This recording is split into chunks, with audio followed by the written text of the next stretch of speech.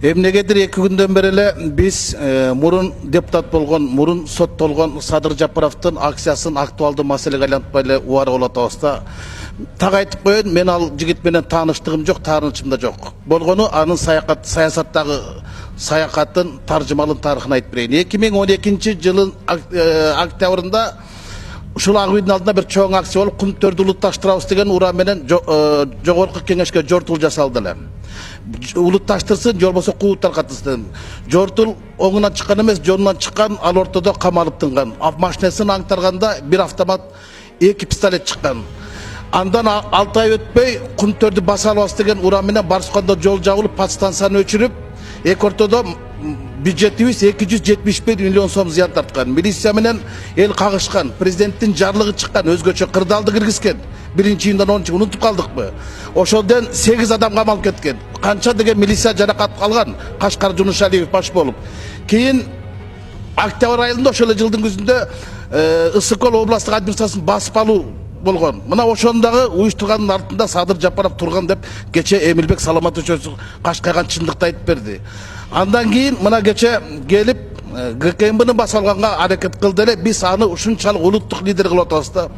4 жолу төңкөрүш жасаганга аракет кылган кишини биз улуттук лидер деп ошого жан тартып алышабыз да. Ошол митингде Бакиевтердин жан сакчысы жүргөнүн эмнеге айтпайбыз?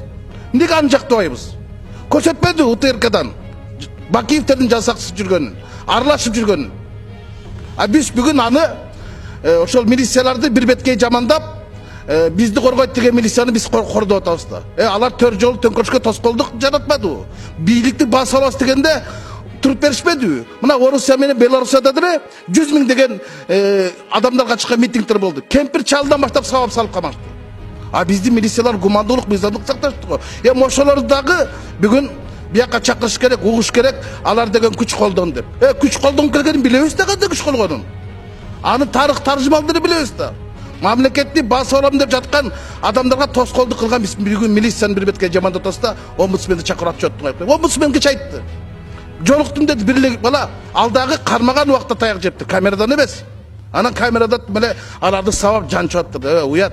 Анан ушундай адамды биз улуттук лидер кылып, ошого жан тартканыбыз, Бакиевдин жан сакчыларына жан тартканыбыз бул деген жаңылыштык эмес да, айдам кетейиндар. Туугандар, уят иш. Ушуну айтып коеюн дедим. Рахмат.